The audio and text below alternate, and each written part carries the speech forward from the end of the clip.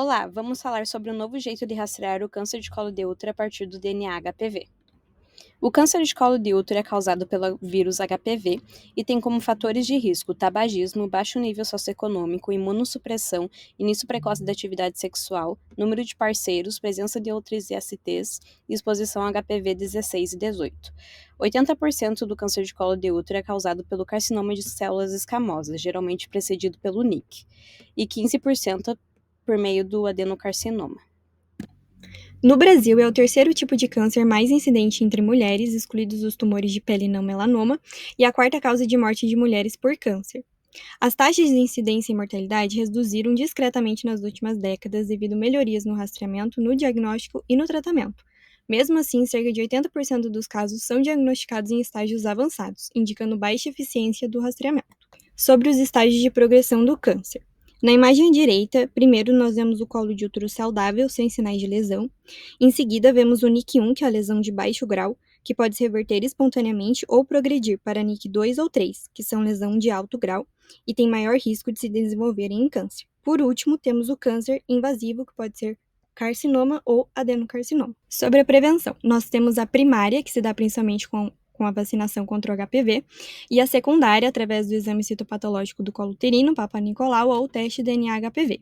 É importante ressaltar que o rastreamento detecta precocemente câncer e lesões precursoras em pessoas assintomáticas, não sendo indicado para casos sintomáticos, porque sugerem doença avançada. Também é importante dizer que, em casos de suspeita clínica de câncer avançado, é necessário encaminhar a paciente para um serviço especializado, independente do intervalo desde o último rastreamento. O exame de Papa Nicolau, também chamado como citologia oncótica, é importante para a investigação microscópica devido à evolução silenciosa da infecção. Ele detecta alterações celulares precursoras de malignidade causadas pelo HPV. O foco do exame é a morfologia nuclear, que pode estar aumentada ou ter irregularidade, como demonstra a figura. De acordo com as diretrizes brasileiras para rastreamento do câncer de colo uterino de 2016, o exame é indicado para todas as pessoas que têm útero de 25 a 64 anos sexualmente ativas. Antes dos 25, as lesões de baixo grau geralmente regridem espontaneamente, e após os 64, o risco é reduzido se os rastreios anteriores forem normais. A recomendação e periodicidade é de fazer 2 exames anuais consecutivos e depois a cada 3 anos se os resultados anteriores forem normais. Após a coleta do material, a lâmina deve ser enviada para análise do patologista. No resultado, deve conter a amostra de células escamosas, glandulares e metaplásicas. Se há ausência de algum dos tipos, deve-se repetir o exame. O resultado esperado é negativo para malignidade ou lesão intraepitelial. Se há alterações presentes, a conduta varia conforme o tipo celular alterado, de acordo com a tabela que está ao lado. E em caso de lesões macroscópicas ao exame clínico, indicar infecção antiga e possível falha no rastreio.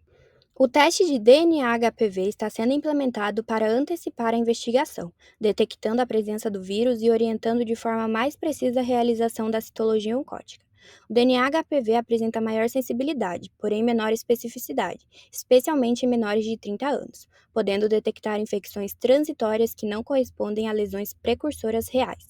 O rastreamento deve ser realizado por todas as pessoas que possuem útero e quem realizou a retirada do útero por questões neoplásicas. O fluxograma a seguir serve para pessoas, mulheres, de risco padrão. O rastreamento é feito em mulheres de 25 a 64 anos, a cada 5 anos, com teste de DNA-HPV oncogênico como método primário. Após os 60 anos, um teste negativo permite encerrar o rastreio, uma vez que o próximo passará de 64 anos. Se o resultado for negativo, o exame será repetido em 5 anos. Se for positivo para HPV 16 ou 18, encaminhe-se diretamente para a colposcopia. Para HPV não 16 e 18, se o teste detectar HPV oncogênicos não 16 e 18, deve-se realizar citologia reflexa. Se a citologia mostrar alterações como ascos ou mais graves, a mulher vai para a colposcopia. Se não houver alterações citológicas, repete-se o teste de DNA-HPV em 1 ano. Após colposcopia, se a colposcopia confirmar doença cervical, a mulher segue para a conduta específica conforme o achado. Se não houver doença, ela volta ao rastreamento regular. Segundo as diretrizes brasileiras de rastreamento do câncer de colo uterino de 2024, o método primário recomendado atualmente é o teste de DNA-HPV oncogênico, com genotipagem parcial ou estendida, por ser mais eficaz que a citologia. O coteste, no qual consiste na citologia associada ao DNA-HPV, não é recomendado pelo SUS, por aumentar falsos positivos, custos e procedimentos desnecessários. Encaminhamento e condutas. HPV 16 e 18 detectado, colposcopia direta. Outros oncogênicos, citologia reflexa com colposcopia apenas alterada ou insatisfatória. Resultados inválidos, realiza-se nova coleta profissional. Persistente de HPV 16-18, realiza-se colposcopia. Persistente de HPV não 16-18 por 24 meses, colposcopia, mesmo com citologia negativa. A coleta pode ser feita por médico, enfermeiro ou autocoleta, e ela deve conter ecto, endocervice e zona de transformação. O aconselhamento é necessário para esclarecer o resultado para a paciente. Sobre a idade e frequência, iniciar aos 25 anos, mas com forte recomendação a partir dos 30. Menores que 25 anos, não rastrear. Maiores que 60 anos, com teste negativo, iniciar rastreamento. Se histórico de NIC 2 ou 3 ou AIS, rastrear por 25 anos após o tratamento. Sobre a priorização e logística, prioriza-se mulheres de 30 a 49 anos com atraso maior que 36 meses ou nunca rastreadas, depois de 50 a 64 e depois de 25 a 29 não rastreadas. E o status vacinal não altera o rastreamento. Se houver teste negativo, repetir em 5 anos. Paciente com indicação de colposcopia em citologia trienal deverá realizá-la antes de ser submetido ao rastreio de DNA HPV. Paciente com HIV ou outro tipo de imunossupressão deve repetir o teste em 3 anos caso negativo, e em qualquer tipo de DNA HPV presente deverá ser realizada a colposcopia. Gestantes e mulheres pós-menopausa seguem as mesmas indicações de mulheres de risco habitual. Se a atrofia vaginal é importante em mulheres pós-menopausa, o uso de estriol creme vaginal está indicado.